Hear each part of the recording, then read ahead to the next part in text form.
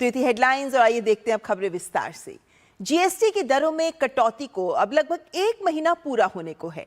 पिछले महीने की 22 तारीख को नेक्स्ट जनरेशन जीएसटी सुधार लागू हुए थे और इस समय में इन सुधारों का क्या व्यापक प्रभाव देखने को मिला है, इसी को लेकर आज यानी धनतेरस के दिन केंद्र सरकार के 3 वरिष्ठ मंत्री मीडिया से मुखातिब हुए और आंकड़ों को सामने रखते हुए बताया कि कैसे स्थानीय किराना दुकानों से लेकर लग्जरी कार शोरूम्स तक, ऑटो सेक्टर से लेकर ई-कॉमर्स तक भारत की अर्थव्यवस्था के सभी क्षेत्रों पर इसका सकारात्मक प्रभाव देखने को मिला है। सरकार ने केवल जीएसटी दरों को कम नहीं किया बल्कि उपभोक्ता के मनोबल को भी उठाया है। सरकार ने यह सुनिश्चित किया है कि प्रत्येक परिवार इस त्योहारी मौसम को अधिक बचत, अधिक विकल्प और खरीदारी के अधिक अवसरों के साथ मनाए और ये आगे भी जारी रहेगा। केंद्र सरकार के 3 वरिष्ठ मंत्रियों की तरफ से जीएसटी बचत उत्सव पर संयुक्त प्रेस कॉन्फ्रेंस की गई। वित्त मंत्री निर्मला सीतारमण ने कहा कि जीएसटी दरों में कटौती का लाभ 22 सितंबर से आम आदमी को मिलना शुरू हो गया है। सरकार 54 वस्तुओं में कीमतों में कमी पर कड़ी नजर रख रही है कि क्या कंपनियां जीएसटी का लाभ अंतिम उपभोक्ताओं तक पहुंचा रही हैं या नहीं। जीएसटी कटौती के बाद ऑटो कंपनियां, इलेक्ट्रॉनिक्स और एफएमसीजी कंपनियों की बिक्री में खासी बढ़त हुई। वित्त मंत्री ने बताया कि कुछ मामलों में जीएसटी दरों में उम्मीद से अधिक कटौती का लाभ उपभोक्ताओं को मिला है। पहले दिन ही टेलीविजन सेट्स की बिक्री में 30 से 35% की वृद्धि हुई, जबकि एयर कंडीशन सहित कई उपभोक्ता सामानों की बिक्री बढ़ी। Rate reductions, bringing down the slabs 4 to 2 and looking at simplification of the process for the new registrant who will come in for GST registration or for those who are filing their returns every month.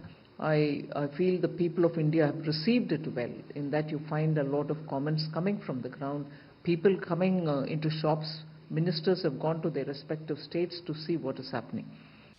इस मौके पर वाणिज्य मंत्री पीयूष गोयल ने कहा कि प्रधानमंत्री नरेंद्र मोदी ने इस साल आम आदमी को टैक्स में दोहरी राहत देकर के मां लक्ष्मी को घरों में आमंत्रित किया है। इस साल टैक्स कटौती का भारत के निवेश और व्यापार पर कई गुना प्रभाव पड़ा, जिससे हर भारतीय को लाभ होगा। उन्होंने कहा कि एसएनपी ने 18 सालों के बाद भारत की क्रेडिट रेटिंग में सुधार किया है। अंतर्राष्ट्रीय कठिनाइयों के बावजूद भारत इतनी तेजी से प्रगति कर रहा है कि अंतर्राष्ट्रीय मुद्रा कोष को भी इस वर्ष अपने पूर्वानुमान को संशोधित कर 6.6% की वृद्धि दर तक बढ़ाना पड़ा। इस वर्ष पहली तिमाही में 7.8% की ऐतिहासिक वृद्धि देखी गई। 8 वर्षों में सबसे कम महंगाई 1.5% पिछले महीने देखी गई। हम सब ने देखा कि 17-18 वर्षों के बाद एसएनपी ने भारत की रेटिंग रिवाइज करी और स्टेबल आउटलुक रखते हुए भारत को एक नॉच ऊपर किया। इस मौके पर सूचना और प्रसारण मंत्री अश्विनी वैष्णव ने कहा कि नवरात्रि में इलेक्ट्रॉनिक्स वस्तुओं की रिकॉर्ड बिक्री हुई। इलेक्ट्रॉनिक्स में करीब 20 से 23% तक अधिक बिक्री देखने को मिली है। अश्विनी वैष्णव ने कहा कि इस साल भारत में अमेरिका को स्मार्टफोन निर्यात ने अपने पड़ोसी देश को भी पीछे छोड़ दिया है। उन्होंने कहा कि कुछ सबसे बड़ी कंपनियों का 20% विनिर्माण अब भारत में ही हो रहा है। भारत के दूसरे सेमीकंडक्टर प्लांट ने पिछले हफ्ते ही उत्पादन शुरू कर दिया है। इस वर्ष अधिक मांग की वजह से भारत में निवेश बढ़ने की भी संभावना है। केंद्रीय मंत्री ने कहा कि इस बात की बहुत संभावना है कि इस साल खपत में 10% से ज्यादा की वृद्धि होगी, जिसका अर्थ है कि पिछले वर्ष की तुलना में 20 लाख करोड़ रुपए की अतिरिक्त खपत होने की संभावना है।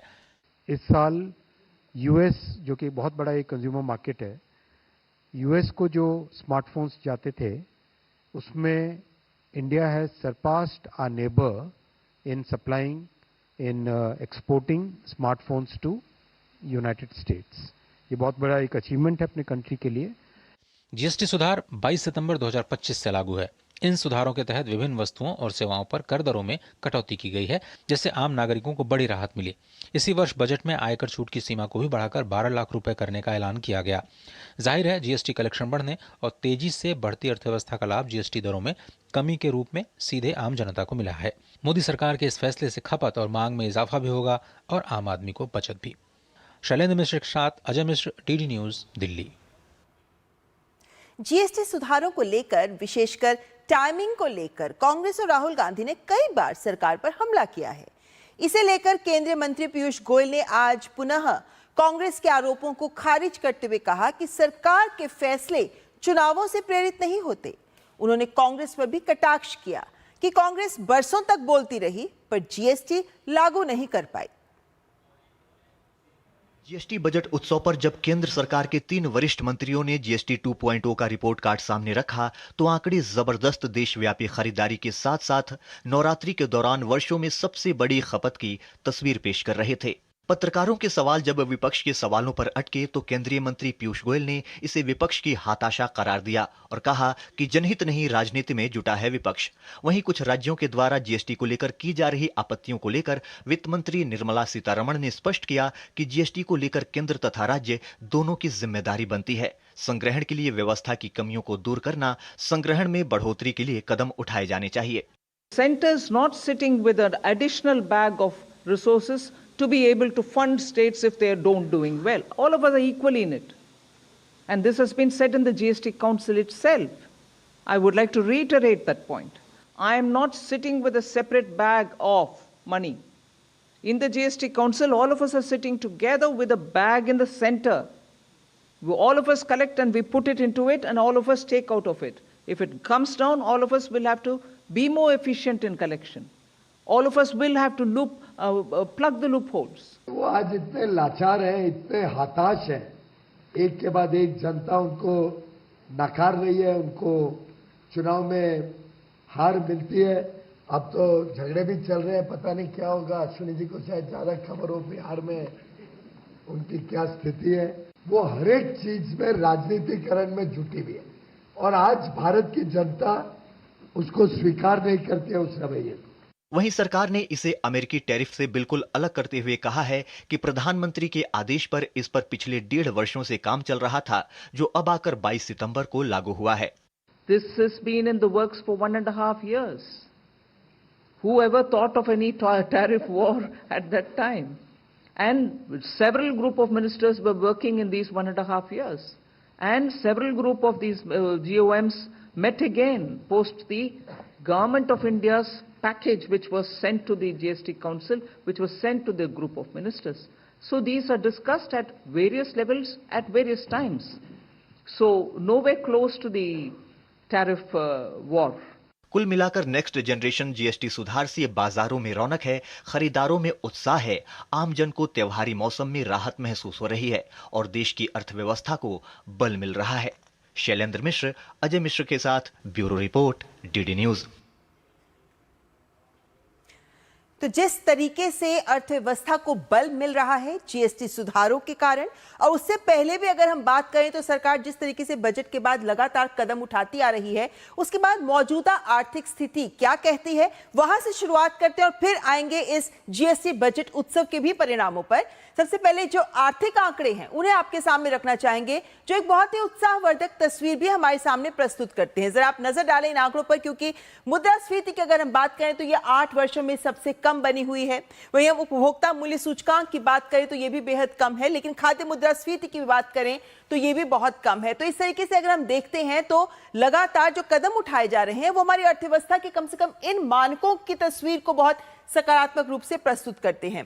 वहीं दूसरी ओर अगर हम आगे बढ़े और हम पाएं कि जीएसटी सुधार के जो परिणाम हैं वो भी हमारे सामने किस तरह से सामने परिलक्षित होते नजर आ रहे हैं, तो आप देख सकते हैं कि जो जीएसटी सुधार किए गए हैं वक्त के साथ साथ उन सुधारों के तहत खाद्य वस्तुओं की कीमतों में कमी हुई है, जो आंकड़े भी बता रहे हैं। उपभोक्ता के खर्च में बढ़ोतरी हुई है, जेब में पैसा आया है तो खर्च भी बढ़ रहा है।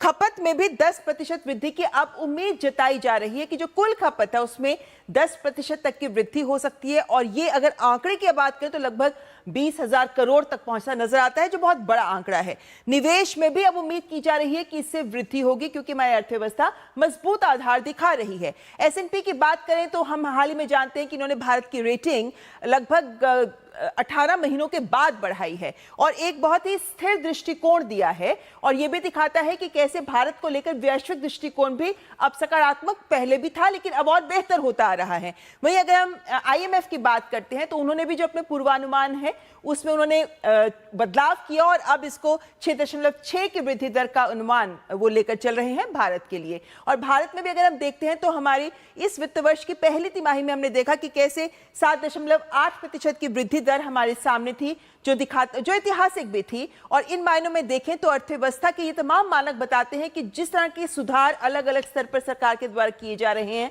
जिसमें जीएसटी सुधार भी शामिल है, वो इन तमाम बातों में दिख रहा है।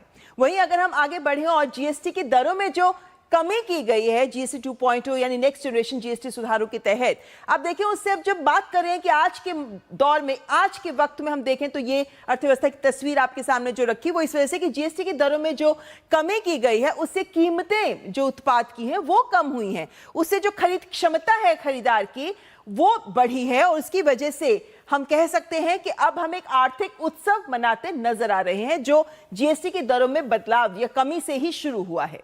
अब इसका एक अनुमान भी दिखाया जा रहा है कि जीएसटी के दरों में हमने जो कमी की है उसके बाद अब एक अनुमान कहता है कि जो त्योहारी सीजन अभी चल रहा है, जिसके बाद विवाह का सीजन में भी अब तेजी से रफ्तार आने वाली है, इस त्योहारी और विवाह के सीजन में ही अगर आप देखें तो एक अनुमान ये कहता है कि 7 लाख करोड़ का कारोबार हो सकता है। जाहिर है कि इससे हमारी अर्थव्यवस्था को गति मिल सकती है।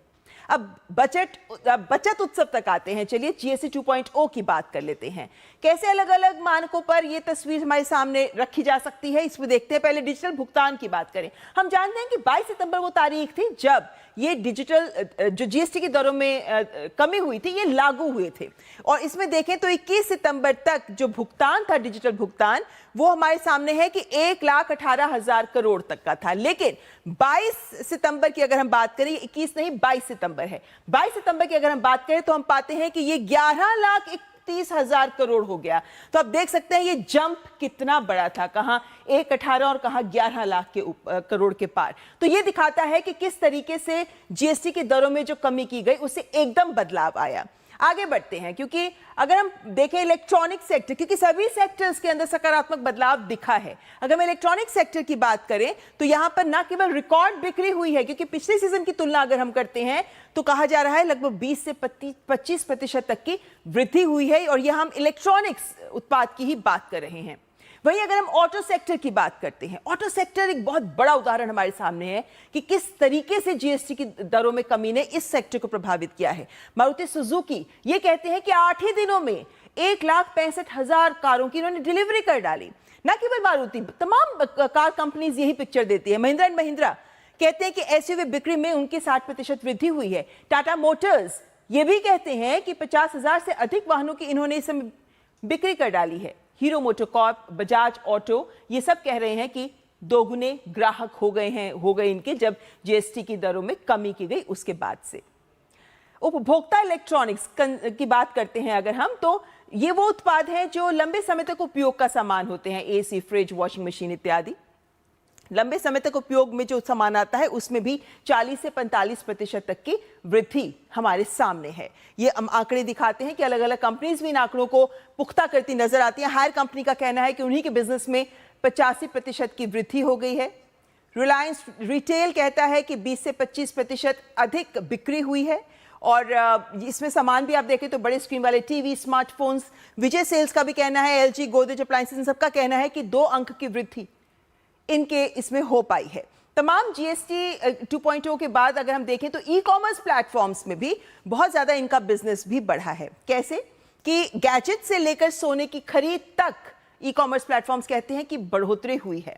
Amazon इंडिया का ही जैसे कहना है कि 276 करोड़ से अधिक ग्राहक विजिट्स हुई हैं, यानी जिन लोगों ने इन प्लेटफॉर्म्स को विजिट किया है, Amazon की बात हो रही है। और उन्होंने कहा है कि जो डिलीवरीज भी कर रहे हैं उसमें 70% टियर 2 और टियर 3 सिटीज से है, जो दिखाता है कि विभिन्न शहरों में, विभिन्न वर्गों में सभी लोग इस खरीदारी से जुड़े रहे हैं। यानी स्मार्टफोन, स्मार्ट टीवी, साड़ियां, त्योहारी सजावट, इवन ब्यूटी प्रोडक्ट्स जो ऑनलाइन प्लेटफॉर्म से खरीदे गए हैं।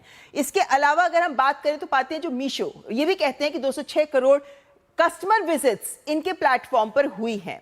और ये दशहरा सप्ताह के दौरान के ही इन्होंने आंकड़ा दिया है। जाहिर है कि उसके बाद ये आंकड़ा कितना बढ़ा होगा।